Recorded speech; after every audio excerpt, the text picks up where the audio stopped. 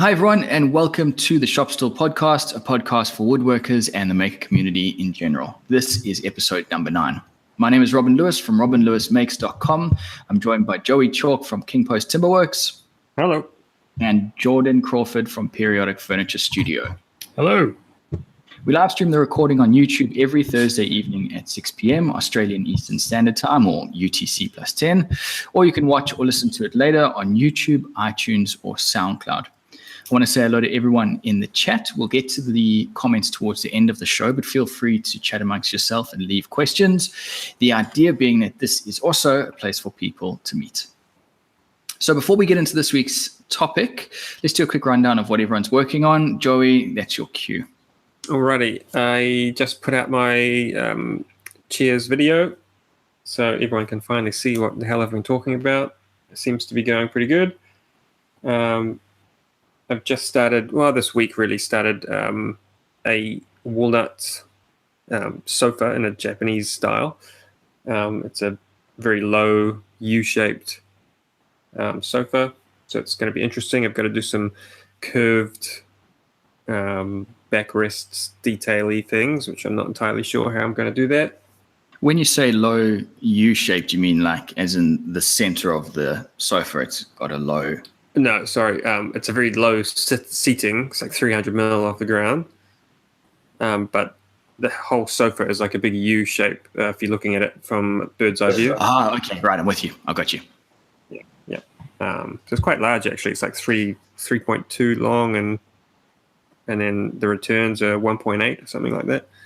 Jeez. It's a fairly big piece of kit. I just got an order through early this week for a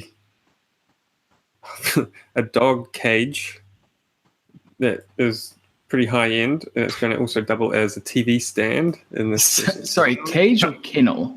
How's that work? I'm not sure if you call it. I'm not a dog owner, so I'm not sure if the difference between kennel or cage, but it's the indoor sleeping apartment of the dog. It looks a bit like a typical Western jailhouse, like with bars on it. It's got a sliding door like a jail. Yeah. And how does a TV incorporate into that? Is it just top of? Yeah, that was what and when she finally got the dimensions through and everything, she said, "Oh, it's pretty big, but that's how big she wanted it.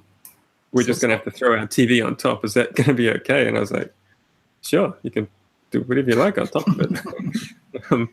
This thing's like over a meter tall, so it's definitely not a Chihuahua then. No, it's one of the photos. It looked like it was a Great Dane or something. Like it's a big, or it's a very small TV. Yeah. So yeah, that's an interesting one. I'm probably not going to film it, but I'll be on Instagram with it. Cool. I guess I'll go next. What have I been doing? I've got a new dining table, surprise. Basically finished that one up today, and that's going as part of my signature range of furniture. So I didn't just make it, I also templated everything out on it so I can repeat it. And if you saw Joey's chair video, it's basically similar to the way he's jigged up that chair, except it's just a lot bigger because it's a dining table, so it's bigger legs and everything. On top of that, I've had a job come through, a deposit for the job come through, which is, surprise, another dining table, which is really, I'm excited for this one because it's using American white oak, which is just my favorite timber to use. And it's got a bit of freedom in it with the design. He kind of sent it through to me, and I did a quick sketch so I could price it up. And that quick sketch was the perfect model for him. So he was like, yep, that's exactly what I want. So sweet. It's just easy so far. As long as I can get the oak, because my supplier has no loose lengths of oak, American white oak, really, that I can use. So I'm trying to convince him to split a pack. Otherwise, I don't know how I'm going to get it easily. Does he only sell by the pack for like exotics? No, he does loose lengths. but generally he tries to keep packs as packs. But he's got 2 lengths at 4 meters. He's got 1 length at 1.5 meters. It's really weird lengths that's in there. So I'm trying to convince him it's time to open a new pack. I see. Well, don't they just usually put the scraps of the last pack on top of the new pack and then away you go? Yeah, that's how I would do it. But I think their issue is we've got a designer on this side of the pond. I think it's Nathan Day.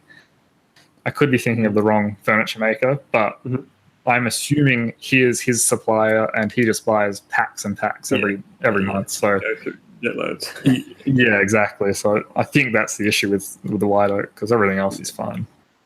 There's a quick question on that point, Jordan, from Leroy. Is American white oak difficult to come across?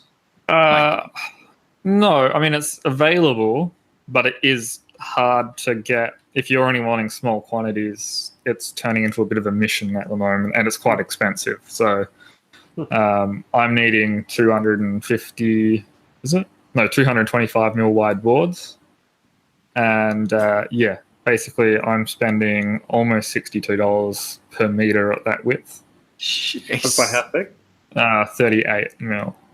So yeah, that's pretty expensive. It's really expensive. I mean, the narrower lengths, which the base and everything's made out of, is a lot cheaper. I think that's like $40 a meter for the 150.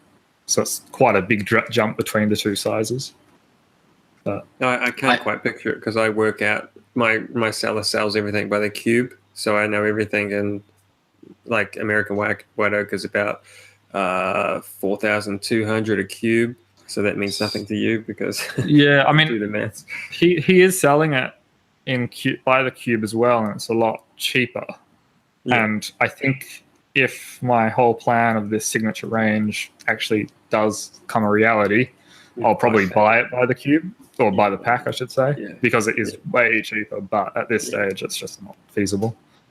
Yeah, I actually just picked up. That's why my chairs were in red oak, because I picked up 2 cubes of red oak for cheaper than pine. Wow. Because I had a timber rep come by and say, just before Christmas, he was like, we're trying to get rid of this old stock. We don't want it. It's been sitting in the shed for 2 years. We just need to get rid of it. And I was like, done, bought, sold. I'll take it, yeah. Yep. Do you have a designated storage area for large quantities in your shop? No. Yeah, that's why it's just taking up floor space.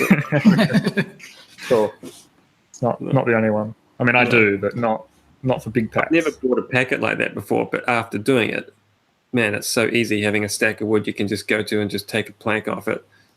I found that it's great, but at the same time, you pull that plank and it's like, no, this one's too good, and you throw it back in and you look for the next. Well, the packet is meant to be for all my house furniture, so I'm trying to only use it for that. Yeah, but we'll see how it goes. Yeah. I don't know if you guys saw on Instagram this week there's that timber that I'm drying underneath the house. That's what I'm looking forward to with that, is just for having this stack of hardwood. I don't need to drive out to Bunnings or go somewhere and buy it. What is it? It's there. Do you know? I think someone has suggested it might be Tassie oak, but it's at this stage it looks a bit too red or reddy brown to be Tassie oak. So there's a pretty bleached Tassie oak. Yeah, right. That's normally so there's a bit of paper bark, which is obviously a lot lighter, and then it's some gum. It's pretty solid. It's hard to tell right now because it's still obviously quite wet, but the grain does feel it does look quite dense. Yeah, and it is quite heavy. So I'm hoping that whatever it is, at least it's going to be decent. Is it 50 mil thick? You've got it ripped into. Yeah, around there. Are these? Sorry, I'm missing something. Is this the slabs or this is different wood?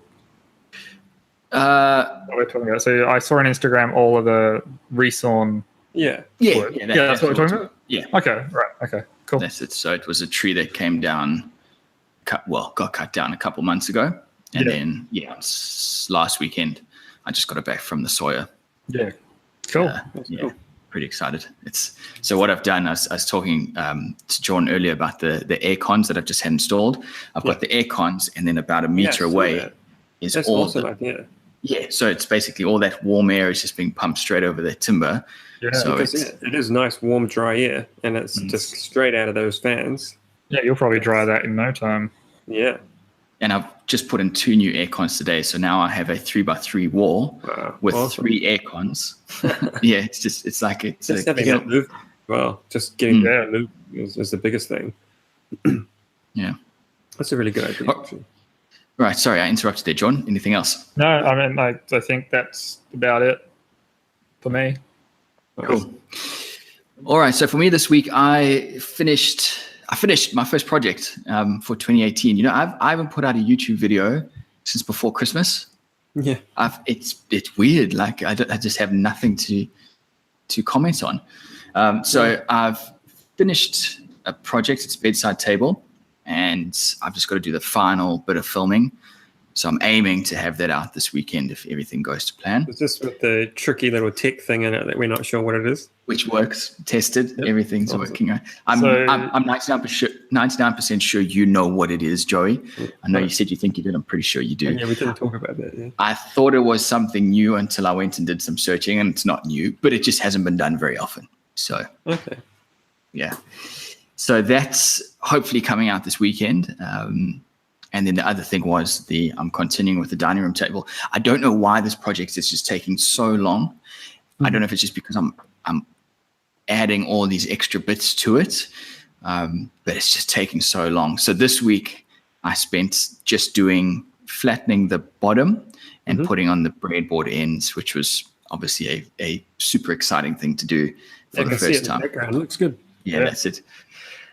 Learned a whole lot. They're obviously not perfect. There's a lot of room for improvement, but it was pretty cool to do something that was a real woodworking thing. You're not just gluing or screwing or like Joey just using pocket holes or something. You know, it's actual real woodworking. It wasn't a pocket hole. I didn't use any pocket holes. It was a countersunk hole, wasn't it? That's right. Yeah. So that was it. So the dining table this week, I'm hopefully going to get onto the legs. So maybe in about 2 months it'll be finished. Are you with the legs? I think we did talk about this, but you're mortise and tanning it into the legs or dovetailed something or other, isn't it? So it's like a half dovetail, half flap. That's right. Yeah. That's right. I do remember now. Yeah, that's cool.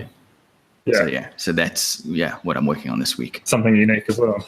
Yeah, cool. Exactly. And I think that could be why this table is just taking so long, is everything is just, it's new all the time. So you're having everything is a 2-day process to think the step through. Because your first breadboard end was on the tabletop, wasn't it? You didn't do like a test piece somewhere. No, it's that. That's it. So that's why it's the best test. Yeah. So you're gonna be going slower because you're trying not to stuff it up. That's why. Make sure you get it right. And it's not so much. It's not even about going slowly. It's about staring at it for 2 days and going, right, I have everything. Yeah. And then just on a random Friday, you just pull out the writer and start doing it. And this is what always seems to happen. And they see you're like, oh, geez, I've done it. It's finished. It's done.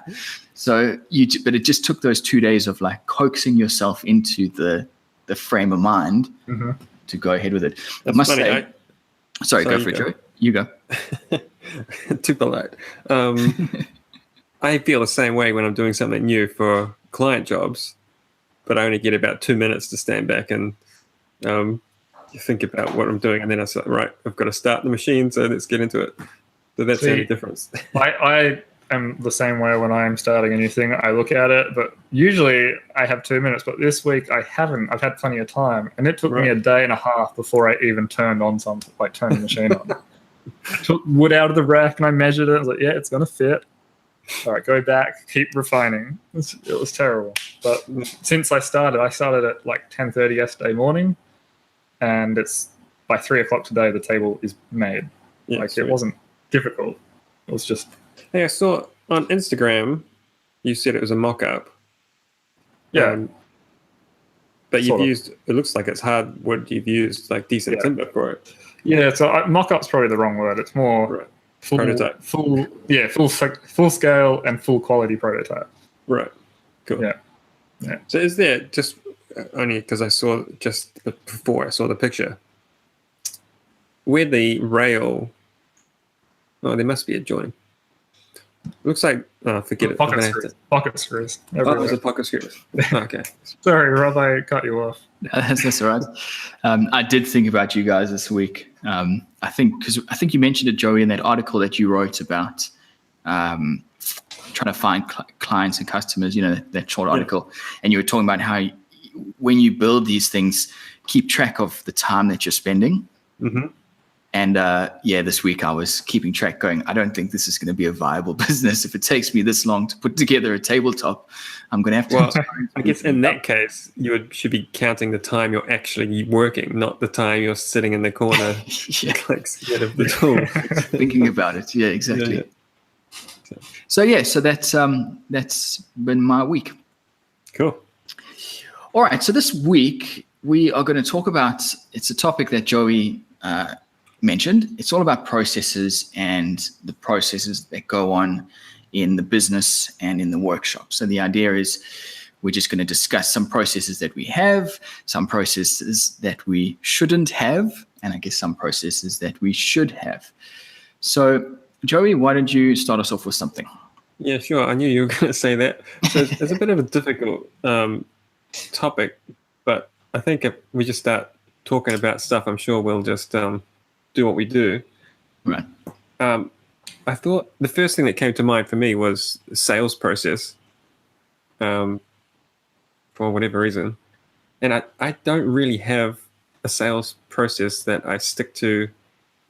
And I guess if I can come back a little bit. So when I was doing business coaching, they used to drum into us that we should have a script sitting next to the telephone. So as soon as someone calls, the only things we say is what's written down on that script, and that's going to get us all the information we need, and that's it. Just as long as you say what's written down, you're going to have a good relationship with the client. Blah blah blah. Well, it just does not work when the product you're selling could be anything. The script doesn't work for that. So. Not that I get many phone calls. I'd actually be interested to know if Jordan gets any phone calls either. It seems to be all by email, but I get the occasional phone call, but I'd say easily 90%, maybe not that high, but 80% is email. But the weird thing is I don't list my mobile phone number anywhere anymore since I've got a landline. Right. But my landline never rings, so it's still using obviously old ads or something. Right. My mobile on it. That's weird. I've never had my landline actually come through for anyone that's wanting to buy something. Just salespeople.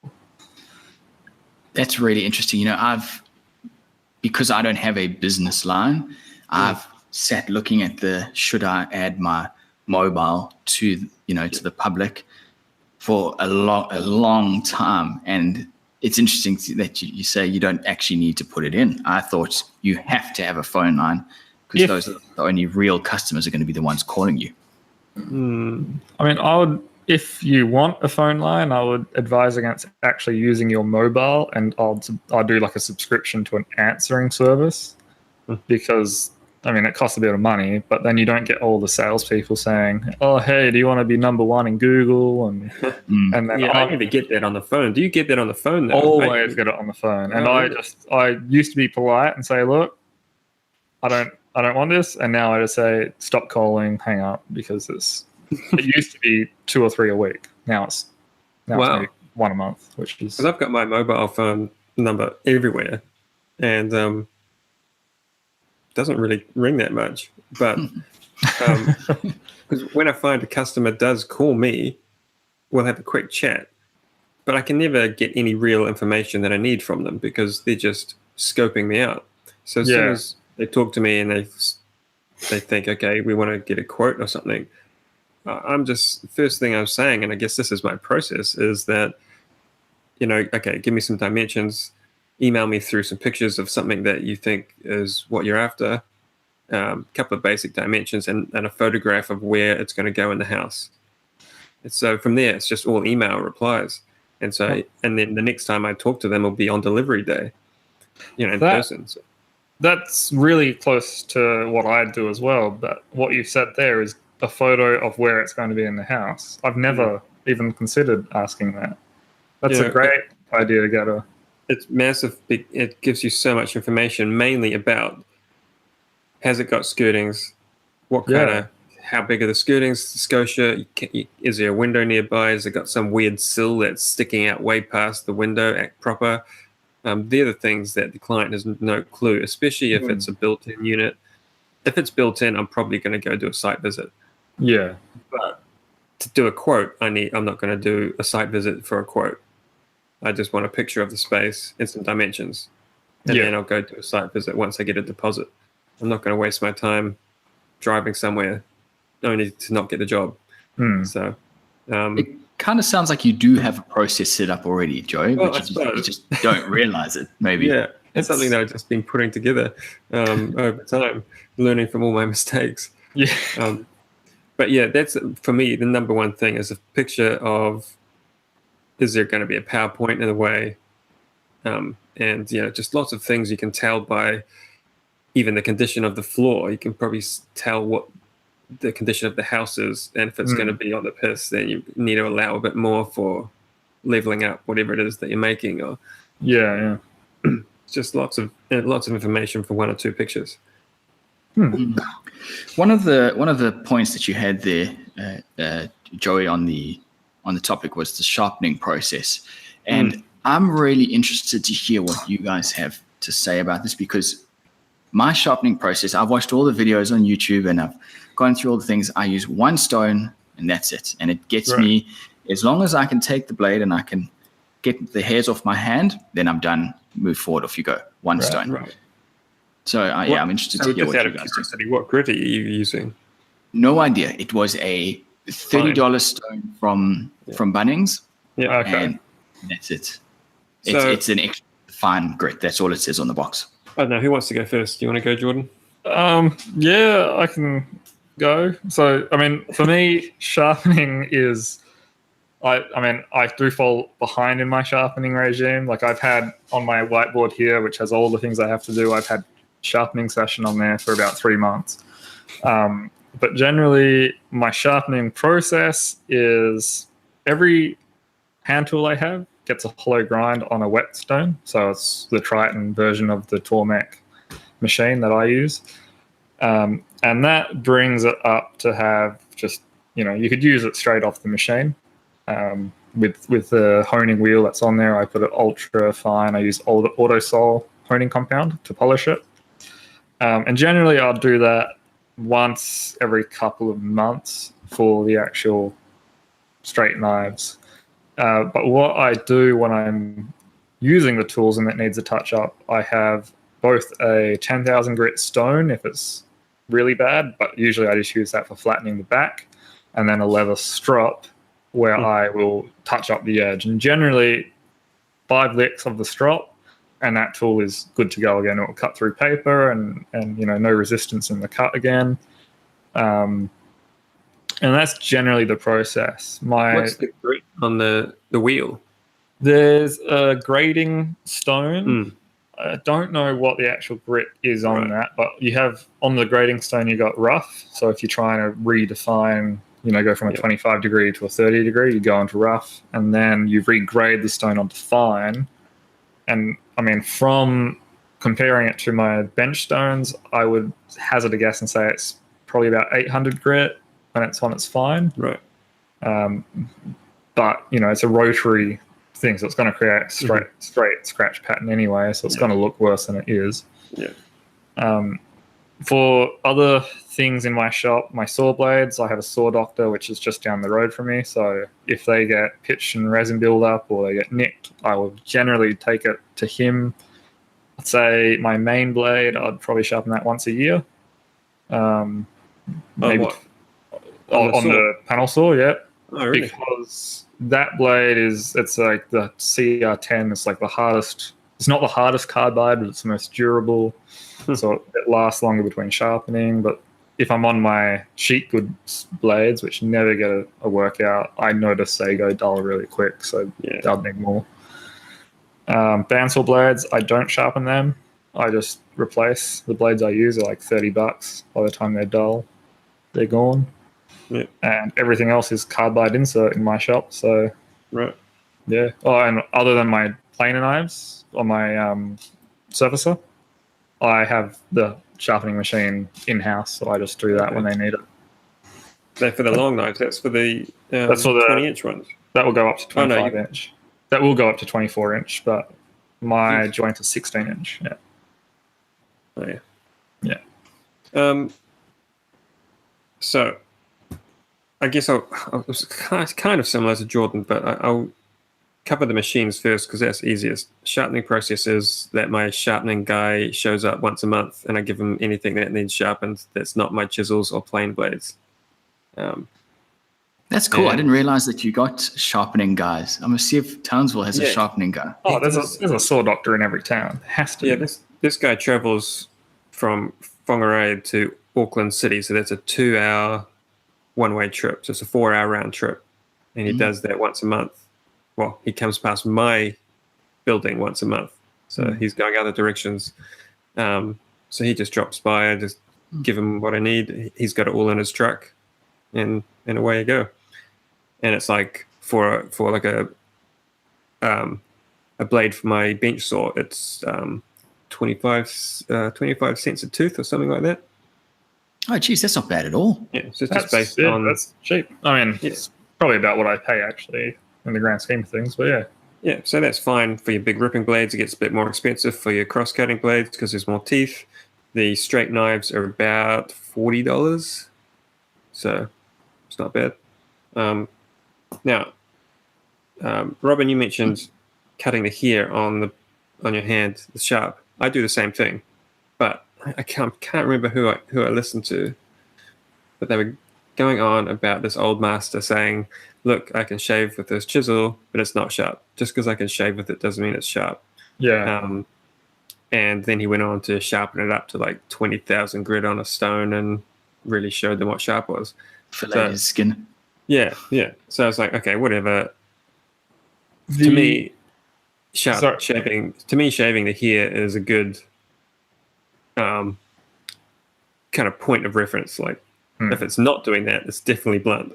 So it gives me a ballpark.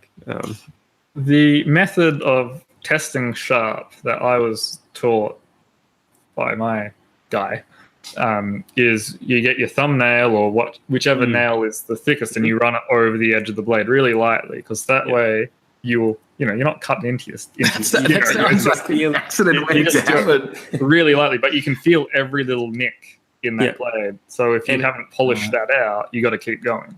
And it actually catches your nail, and when it's sharp, you can actually feel it kind of pulling your nail along, like it's digging in.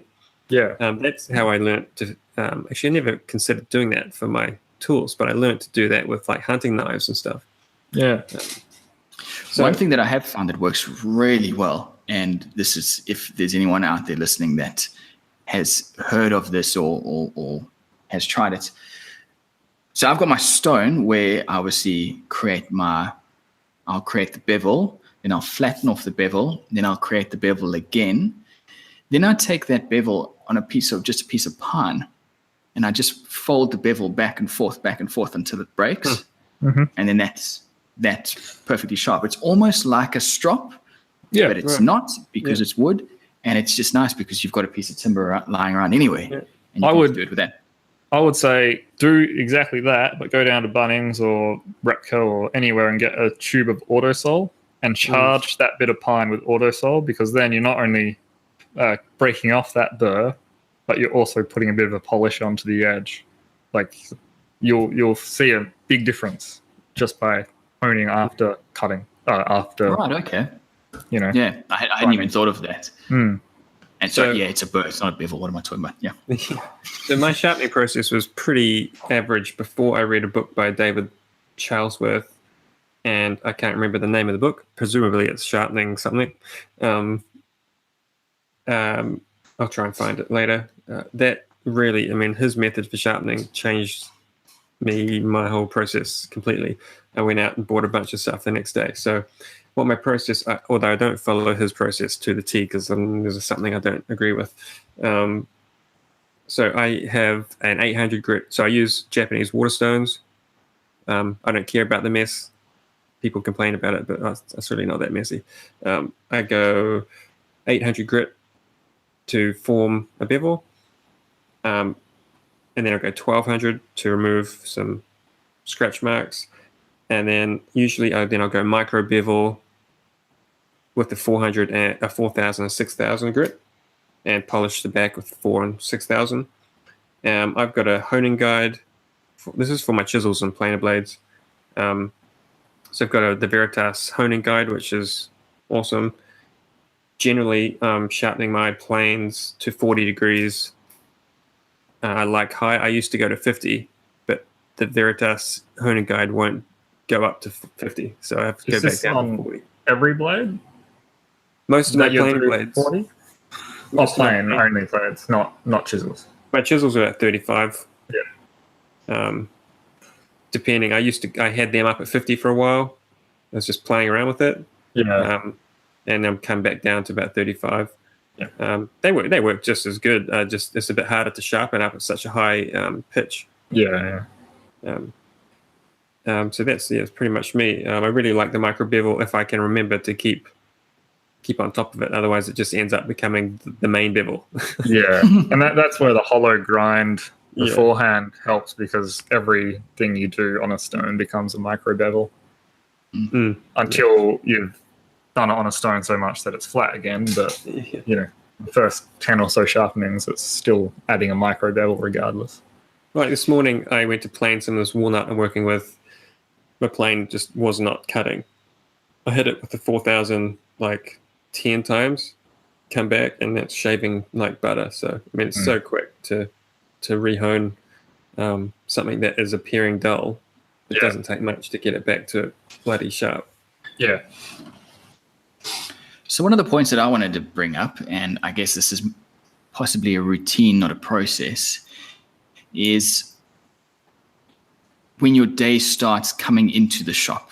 The reason I mention this is because as someone who doesn't do this full time yet, who's not making a lot of money on it, sometimes it's very easy for me to just sit upstairs and watch YouTube videos with a cup of coffee because I just don't feel like going down into the workshop. Do you guys have like a process? Because I know I'm a very routine driven person. So if I have a routine, I'll stick by that and I'll be the most productive person. But as soon as I break that, it's over. And right now I'm really trying to get back into that routine of you wake up, you make your bed, you have a cup of coffee, and by 9 o'clock, you're down in the workshop, or 8 o'clock, you're down in the workshop. Do you guys have the same thing? Okay. You go. You can answer questions. I need to be out of the house by 7:30 at the latest. It's a bit different now because I have an employee, so I've got to be there by 8 o'clock, have the place unlocked, and be ready to get him working. But even then, that was pretty much, I need to be standing in the workshop, lights on, ready to go at 8 o'clock in the morning. So need to, as in that's what makes a productive day, or just because you're running out of time? Because why is that? I guess it's a self-imposed. If I don't impose my own strict work time, I'm probably just gonna slack off. Yeah. Not that I'm that kind of person. I can't sit around and do nothing. I'm very bad at just sitting on the couch. But I also find I'm way more productive between 8 a.m. and 11 a.m. Like that's when the bulk of my work, I'll get 80% of my day's work done in the morning. And then the day after lunch just starts trailing off to maybe 3 o'clock. I'm like, right, I'm just gone. Like my brain's not working. Yeah. Like all I'm good for is sanding. I really can't work much past 4 o'clock without having a good sized break. Get away for a good hour. So I'm taking it you work till 4 then, going on that last statement, usually? Yeah, that's the aim. Yeah. So, I mean, the reason, because I tried that whole keeping hours and tried to keep to it as much as I could. But the issue I found when I was doing that is that I'll be working, I'd be aiming to be out of there by 4:30 at the latest, but I'd still be at work at 7:30 and then still be coming in at the same time the following day. Can I ask what was it that you were working on so late? Is it paperwork or actual work? Actual work, because as in physical making of items, because what my process used to be anyway, and I'll get onto why it's used to, is in the morning I'd wake up, I would go make myself a couple of cups of coffee, and sit down and do my emails or try and do my bookkeeping, which is terrible. Don't ask me about that process. Just try and keep on top of the businessy side of things. And then by the time I actually got off my butt to start making, it might be 10:30, 11 o'clock, and I'm exhausted. I was going to say that because that 8 till 4, that's me generally. Almost all of that time I'm actually working on projects. Usually at lunchtime I'll get a few emails in, but I just about do no quoting or drawing of work at the workshop.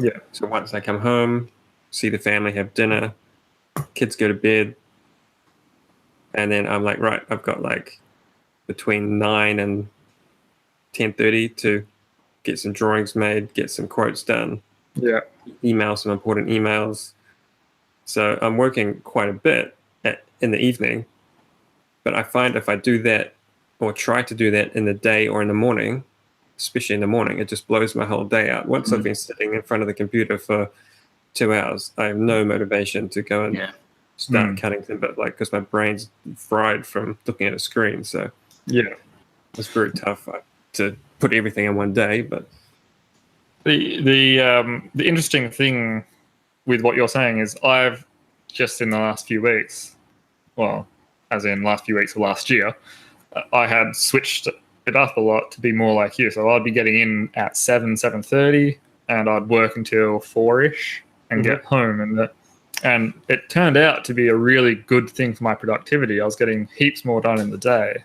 But the reason I did that is because, not to get into my battle on air, but we've got a lunch bar in this complex of units, and their grease trap has been overflowing for the last 2 months, and the place just stinks of sewage once the day starts warming up. And there's all these actions being taken. Like I'm still trying to get them either to fix it or get them evicted, because 2 months is beyond a joke. But it's just been a happy coincidence that me trying to avoid the pong has made my day more productive in that sense, which is great. That's interesting. And then I'll go home, be home by 5 at the latest, and I'll do either quotes, designs, emails, bookkeeping. But back a few months ago, I wouldn't have been able to do that because groggy and all that. But it's interesting to see how the productivity has changed. Yeah, that's really cool. I'm glad to hear you say that, Joey, that you find that about the computer, because that is a trap that I fall into so often, is you just get stuck in, and as you say, it's 10 o'clock and now it's, half or a third of the day is gone, and you just start the day very demotivated. I'm a runner, but I'm struggling with a bit of a knee injury at the moment. But for the last couple of years, I've found that is one of the best ways to start the day. If I'm in the routine of getting up and going for a run, that's the best way to do it, is to get up and actually to get moving, because it's that transition from the bed to the office to the desk. It just kills you. So something for me, I suppose, is I love what I do so much that I'll generally go to bed thinking about the next day. Exactly what's going to happen as soon as I walk in the door. I'll be thinking exactly. I'll walk in the door, I'll turn on the lights, and then I'll walk straight to this bench and pick up this bit of wood. I just need to double check that that's the right measurement, and then I can put that into this machine because I left it set up from yesterday, and that's going to get me going. And I know the first half an hour of what I'm going to do, and I'm laying in bed thinking about it. And so I just want to get up, eat breakfast, say And go bye, back into and it. let's get straight into it. See, And so there's no time for emails. Like, yeah. yeah, I'm the exact same, and that's why quiet periods are like torture when you go home, because you're just walking around and you're just kicking stuff around. Because it's like, what am I doing with my life? I could be doing a whole lot of work right now. Yeah, that's why. Like after I did my finger, I was just. It wasn't the finger injury that was making me so glum. It was the not having anything to do the following day. It was terrible. I think it's so healthy to be like that, though, because that gives you something to do in the morning. Can you imagine being happy to just sit there? And I should probably be a little bit cautious because I don't want to rub anyone up the wrong way. If this is your jam, that's cool. But I can't imagine just being able to sit there and just be satisfied. There's so much more out there to do. So do you guys have hobbies other than woodworking? I pretend I do. Yeah. But in reality, I mean, I don't ever do it anymore. But I used to be an avid windsurfer and skate, and I used to do a whole heap of fun stuff. But I don't even know the last time I did it. I'd say I have one, and that's the running. Yeah. But the woodworking, I don't believe you guys can just say that I'm a woodworker and that is my one hobby, because there's so much more that ties into that. For example, making the upholstery for your chairs, Joey. Jordan, I'm sure that there are other things that you do in this. Like, you guys aren't electricians, but I'm pretty sure if you'd be happy to learn a new skill. Like maybe the idea of a hobby and learning a new skill are very similar. And we're all just natural skill learners. We're basically, our lives are RPGs, and we're trying to level up as much as possible. I guess my question was, have you got time to do things other than anything to do with making? Like, I am meant to be. Well, I do train in Taekwondo. I used to be training 3 times a week and teaching 1 class a week. And now I'm down to, if I'm lucky, I get to do a Saturday morning class. And, I haven't been to one for a couple of months, and it's killing me because I really like it. But I'm finding that it's not that I don't want to go. It's like I kind of enjoy being in the workshop more. Yeah. And maybe that's because I've achieved some of my goals in that particular aspect. But it's really tough to find the energy to do these other things now, because I'm liking what I'm doing so much. Yeah, it's the enjoyment out of the shop is greater than the enjoyment you're achieving, doing the other things. Yeah. I mean, my hope for this year is to get back into a few of my hobbies, because last year I was just so exhausted that I physically couldn't do them. But the more and more, like, the better I'm feeling and the more productive I'm getting in the shop and the more I'm achieving in the shop, the more I want to be here, which is counterproductive to that goal. All right. So any really bad processes you guys have got that you think you do, but you just can't be bothered changing? I've got one, and this was on my list that I wanted to find this out from you guys, because I feel like I'm doing something wrong, and that's with my finishing with polyurethane. What I've always done is, on my first coat, I've put on quite a heavy layer, but then I find all the subsequent coats take forever to dry. The first coat, it's like that. It's dried perfect to the touch, but I can't seem to. And I notice when I put that second coat on, I'm getting streaks, but not streaks like brush streaks. Like it's drying in streaks. Like parts are drying at a different rate. So I don't know if how do you apply your big subject. Yeah, this is a whole episode. But how is it you're applying poly? Is it with a brush or rag or with a cloth? Yeah, so you rag it on. Do you thin it like 50%? Yeah. No. Yeah, that's probably where you're going wrong. So especially when you're ragging it on, it has to be thinned to basically 50-50, if not more. And then subsequent coats, you thin even more sometimes. So often the last coat will be almost entirely thinner. Yeah. But then aren't you you're not actually getting the polyurethane on there. Then you just... No, but you've got to do like 8 coats. Yeah.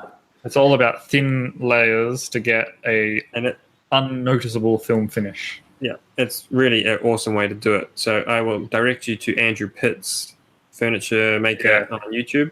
Yeah. He hasn't put a video up for ages, but I think he's moved across country. So his shop was beautiful back in the day. Yeah, he's setting up a new shop, I believe. He has put a video out fairly recently, so I think there's more videos coming. But anyway, he's got an old video. If you go search hand-rubbed finishing or hand-rubbed polyurethane, that's where I learned this trick from him. 50-50 at least, 60-40 maybe, terps to polyurethane.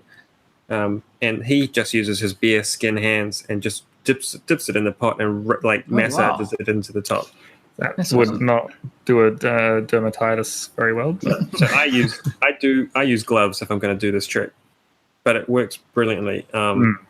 Actually, my wife, when she was working for me, was way better at this than me, and I just let her do the finishing because she had the magic touch. And I've been actually trying to get her to tell me what she did that made it so awesome.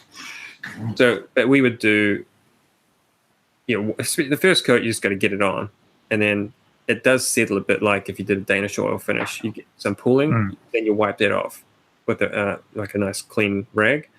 But you just keep applying those coats one after the other. Maybe do 3-4 coats, rub down any high spots, then do another 3 or 4 coats. And then that last coat is just about, it's got to be down to 60-40 thinners. And because of the amount of thinners, it's drying off really quick. You don't have any time, very little time for dust to settle in it. And you get like a sprayed, glassy finish. It really is beautiful. It just takes a bit of time. Yeah. Yeah. Another video I'd refer you to is the Wood Whisperer has a hand-applied polyurethane video. I don't know the name off the top of my head, but you'll find it because he did it. It's like a DVD that he did as well. But that is rubbing out one. Hey? Was that his rubbing out one? No, I don't think so. Cracking up about the fact that he was saying rubbing out. Rubbing it out. Yeah, it was good. But yeah, that's another good video which would give you the right direction anyway, especially if you're using a rag. Now, this is the polyurethane that I've always used, and I will direct my eyes to the bit where it says thinning. This wipe-on poly does not require thinning. And interesting, in the comments, Cuffy has just mentioned that being a wipe-on poly, it's already thinned. Is it polyurethane? It's definitely polyurethane. So first of all, I've got to say this because it annoys me.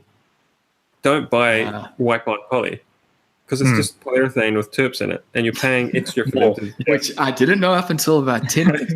Just really. So, you buy a can. You can get a really good finish from really cheap polyurethane. You can get a 4-liter can over here for about $45, and then you're going to quadruple the coverage by yield, thinning it out. Well, maybe not because it evaporates, but you just mix it yourself in a can. You can buy empty paint cans, mix your own mix, write on the lid what the mix ratio is, and next thing you know, you've got your own can, and you can actually manage how much thinners are in it rather than just going off what the manufacturer has made for a general public who don't necessarily know what they're doing. That is really cool. Stuff. I might see, because I've never really looked into buying finishes in bulk just because I don't use that much. I mean, this dining table that I'm doing, I'm burning through quite a bit, but I might look into that because I didn't know that it was thin. I just assumed it. And it's funny because I've always looked at that and thought, well, I've got my other tin of not wipe-on polyurethane, but if they're both polyurethane, what's the difference? It's just and the only thing I'll say with that hand rubbing polyurethane on is that it's a bit of a nightmare on vertical surfaces. Like you get a lot of runs and you've got to be on top of wiping it off. But on the tabletop, it's genius. I must just quickly mention, we talked about water-based polyurethane a while ago, and Joey, you were saying if you get that first coat on proper, you're off to the races. And with this bedside table, I was working with plywood, polyurethane, really concentrated on that, and it's amazing. You get that first coat on proper, and the rest is easy. Yeah, it's pretty good. Based. Yeah. You go. I had one. Is yours related to this topic or no? Because I was going to suggest a new topic. Oh, you go for it. Okay. I was interested because pricing is obviously going to be an entirely different episode. Yeah. But quoting is something which I've been putting a lot of time into this last few weeks with spreadsheets and everything lately. And I'm kind of proud of my process, but I'm not sure if it is going to be actually that practical in the long run. So the first thing I do for a quote is after I've talked to the client and we've made the design, my first step is I will mock something up as a model so I can calculate how much material I need. In reality or 3D? 3D. Never on the computer, like quick SketchUp. I wouldn't spend more than an hour doing it. Yeah. And then from that, I can calculate what stock I can make it out of, how much of each width and length and all that I need, so I can get the materials costing down. Now, this is where my spreadsheet comes in. And this is because I felt I was failing in quoting, and as in really back and forth doing the same thing every single time. I came up with a solution where I've got a new spreadsheet. I've taken my price list from my main supplier and I've put the most common woods in there, dimensions, and then the price per linear meter. And then I've got a calculate form. So if it's 150 by 38, I say it's 16 meters of that, and then it will calculate it for each species of timber under that. And then I will add 20% onto that cost already. For me, I have an $80 delivery, so I'll add that onto it. And then this is where the art of the quote will come in, and that is trying to calculate the time it's going to take you to actually make the project.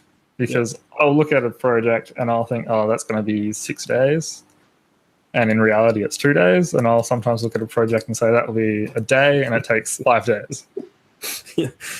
But, either way, I have another spreadsheet which has got my running list of costs and expenses for every month. And then I, divide that by however many days I'm working that month and give me a general baseline for what I have to make a day. Not ideally, but what I have to make, and then I calculate days off that. And then, I have cost of building, which is based on my time. I've got cost of materials plus 20% in multiple species. I add a day for finishing, all that sort of stuff in it. But I'm wondering, is this something along the lines of what you do, or am I setting myself up for disaster by actually trying to calculate it to science? It seems complicated to me, but I don't do spreadsheets very well. I keep spreadsheets for actual costings of jobs.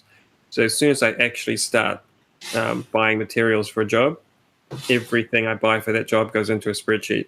So I know actually what that job cost me, so I actually know how much money I made at the end of the job. I'm not just doing it on theory.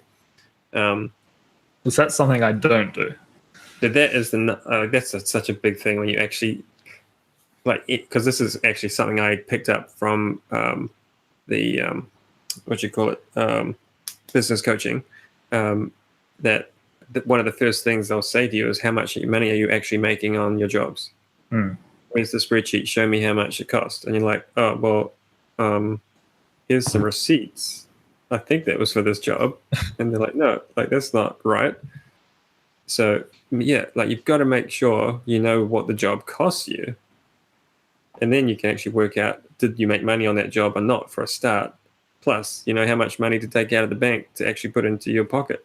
So that's a really big thing for me. But as far as quoting, I do pretty much the same thing. I do it all by hand. I've got a book and I just write every quote out by hand. Yeah. Because there's so many variables, I find it's easier for me to write stuff out.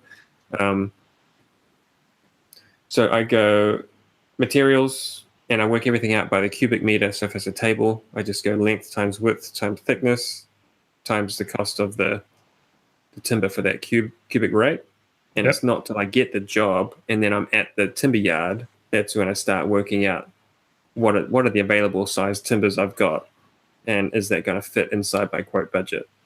There's no way because all the timber I get's random width. There's no way I can guarantee I'm going to get the right size boards. It's never going to happen. So it's timber. I add a bit on. I don't know. It's a random amount depending on the job size, usually. And then I'll just go consumables. What am I going to need? Glue, screws, sandpaper, dominoes, whatever it might be.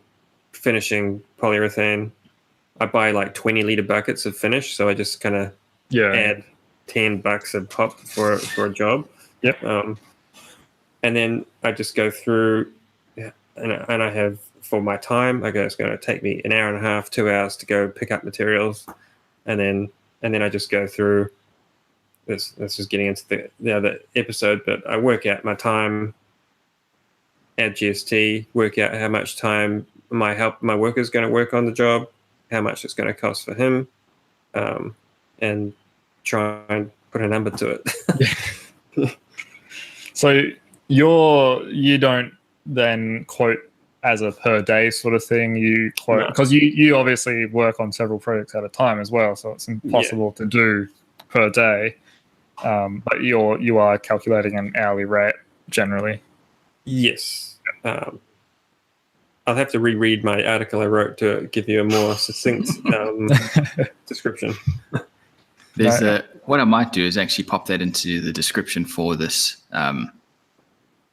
video, because a link to this article that Joey's mentioning. I got it before we were doing this podcast, and super interesting. Probably a little bit ahead of where I am, but I think it would anyone who's already in the throes, it would really help them out quite a bit. Should we get on to questions? Or? I was just about to say that exact thing, right? So we've got 2 questions so far. So I think that'll probably do us for time. So W4L has asked us, "Hi guys, I have a question for your next podcast. Why is it that benchtop planers or lunchbox planers tend to have infeed and outfeed tables, but floor standing models don't?" And then he's gone on to ask a follow-up. Say that again. So, and I'm not sure if you're going to be able to answer this. Why is it that benchtop planers, so your lunchbox planers, like the one behind me, have infeed and outfeed tables, but floor standing models don't? Now, I've always thought floor standing models do. Yeah, I would maybe say that is wrong. Yeah, I mean, I can understand. I kind of get what you're saying, because some floor standing ones don't come with it as standard. But I mean, my initial thought would be that a benchtop planer, like a lunchbox planer, that bed, if you didn't have the tables flipped down, that bed is only like not even 300 mil long. Yeah. So you need the extra tables just so your workpiece can get into the machine. Whereas on a floor standing unit, generally that table's at least 400 mil wide, because it's a lot bigger, a lot heavier. So you don't necessarily need as much. So on a lunchbox planer, those bits that fold down are generally, well, the ones I've seen, they're kind of filled in. They're actually like a little table. Yeah. And you don't get that on the bigger machines. You just get like a roller. A roller or a longer cast iron bolt-on or something like that. Yeah. Maybe there's a difference between table and rollers. I'm not sure, but every floor standing model I've seen has got some version of a roller infeed and outfeed. On the lunchbox planers, you've actually got to adjust that to get that level with your bed, your table. It's only pressed in, isn't it? Yeah, which is stupid. They flex like crazy. But now on your floor standing models, do you need to make that adjustment as well? There is adjustment, but it's generally pretty bang on from the shop. Yeah, you set it and leave. I mean, my current planer is like, it's a beast. It's a vintage 1940s 600 mil wide thing, and there's no bolt-on tables on it, but the table length is also almost 700 mil as it stands. But that's what I'm sort of saying. Like with the lunchbox planers, those those beds, those in-feed, outfeed that you adjust become part of the bed. Right. Whereas on your floor standing models, is your bed already wide enough that you don't need those? So you're not really making adjustments on those. Those are just to support the material on the way in. I mean, on my machine, it's a one-piece casting, so there is no adjustment other than the bed rollers. You can adjust them, obviously, but there's no adjustment for in and out feed side of it. Okay. Well, the follow-on question was, do standing models tend to have less snipe? Yes. So on a standing model, the snipe is delivered from your bed rollers not being set correctly or being set too high. Whereas on a lunchbox planer, it's actually the cutter head deflecting. So on my beast of a joint planer, I have these huge rollers. They're probably 100 mil diameter, solid steel, and I have them set to 0.2 millimeters higher than the actual table itself. So when the board feeds in, it will hit that roller, lift up, and I will get a tiny bit of snipe. But if I'm doing let's say a board which has no length left to it, I drop that roller down to be below the table, which is easy on mine. I just pull out a shim, Right. and then I get no snipe at all. And that's because there's no deflection of the head, obviously. There's no deflection of the table, and it is what it is. The only way you'll get deflection is if you're lifting up the end of the board before it's grabbed, you know. Interesting. I will get snipe sometimes and sometimes not. And to be honest, I don't really care why. It just sometimes I'm lucky and sometimes I'm not. I'm pretty much at that planing stage. And my snipe is 60 mil long. So I just add 120 mil onto anything I put through the planer. Generally, that's I can do that most of the time.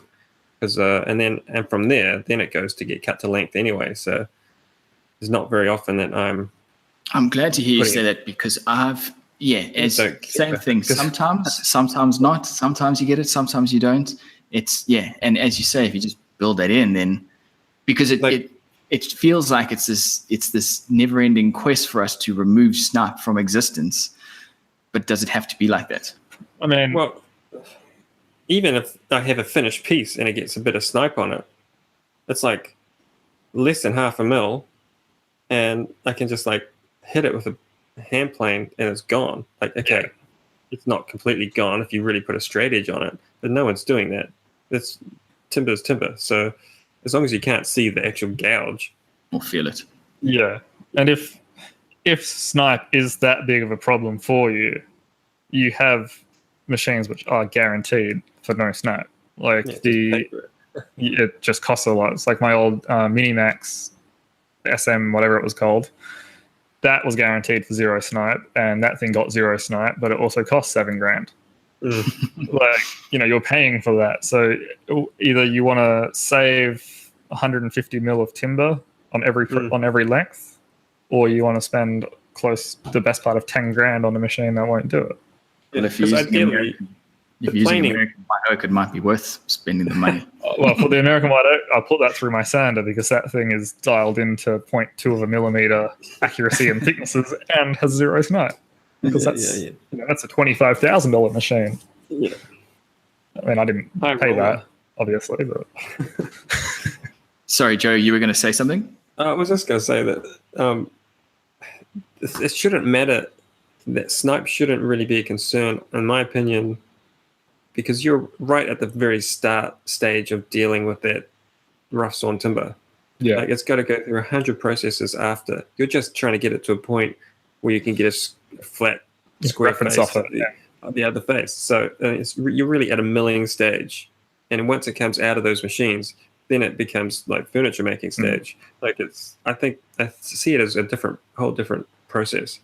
That's when you get snipe on a jointer that you should be concerned, because that's obviously machine set up way wrong, but also those are the faces you should be referencing off. If you're referencing from ends, it's that face. You can get snipe on a jointer? If you set the beds only if your bed is like your outfeed bed is lower than infeed, lower than the cutter head. So you can, Wow. That happens. Okay. all your Sometimes- tables drop a bit as well. You can get Yeah. it. My table dropped on my one, and I'm still struggling to get it back to where it was. Oh, it takes forever. It's annoying. The more you know. My one, once again, big vintage thing. It was set up perfectly, and then I noticed it starting to drop more and more. So I've had the same battle of trying to re parallel it all. But when I took out the existing shims, they were bloody like cardboard, not cereal box cardboard, but packing box corrugated cardboard. So it's just, I don't know why he used that, but he did. It worked for a while. It worked for a little while. Right. All right, next question and the last question. This is from Lee Vella. I'd love to hear your guys' views on fitting in personal projects between client jobs. Do you put aside time for it, or do you just do them after hours? Joey, I know you've got a lot of experience with this recently. I try and just book them in as a job and say, but usually I give myself way less time than I should. But I'll just say, look, this week I'm going to make my dining table, and I've only got this week to do it, so I better get it done. That's pretty much it. Yeah, I'm kind of, I mean, I don't book it in as a project, but I will generally, if I have a personal project, I'll come in on Saturdays and Sundays, and I'll do it then. Like, a personal project is something I'm going to be enjoying anyway, so I don't mind spending my weekend like that. But it is, I noticed it a lot last year that when you do that, you feel like you don't get a break from work. So this year I'm trying to be like mindful of that. So I'll do this weekend, but I'm definitely not doing next weekend. Even if I want to come in, I'm not coming in, sort of thing. But when I've got client builds on, I wait till the weekend. And maybe a follow-on question for that, John, are you working on multiple builds at the time so you can just fit your personal builds into that? Because I know, Joey, you often we've talked about having a lot of things on the go, but can you just fit the stuff in, or once you've got 2 projects on the go, like that's it, there's no space for anything else? That's directed towards me, right?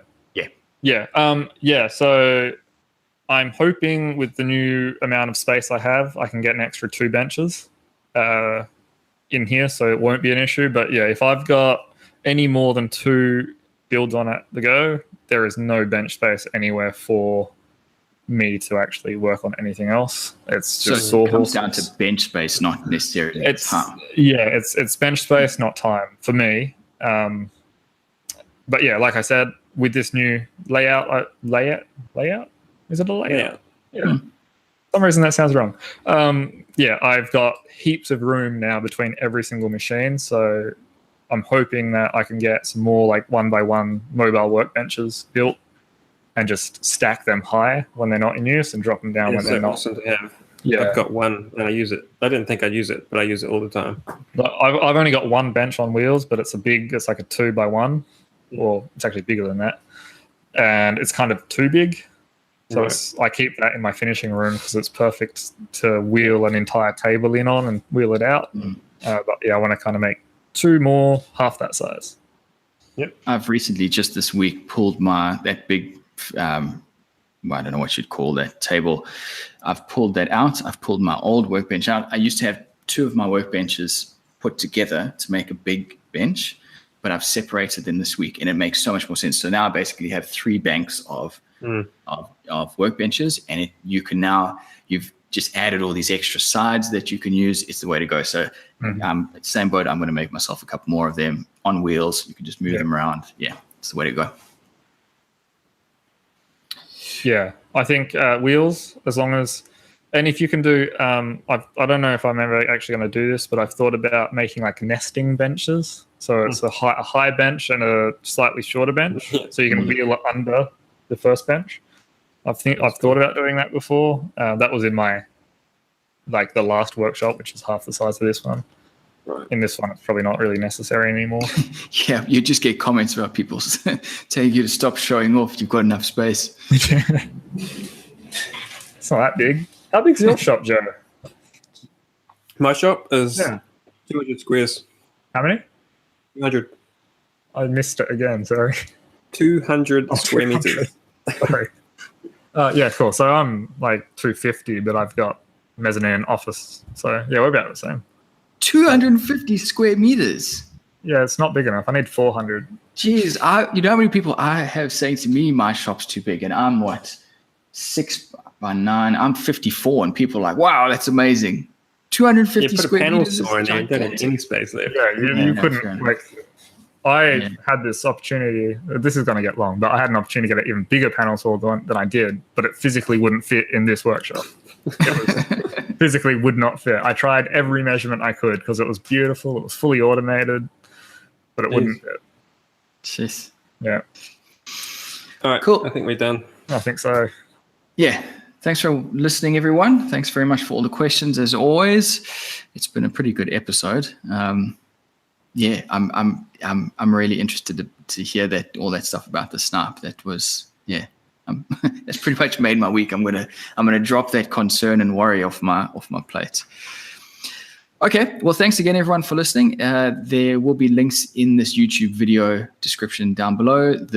This episode will be up on iTunes shortly, so if you want to listen to it there. Thanks again, everyone, for listening and watching, and we will see you again same time next week. Yeah. Hey guys.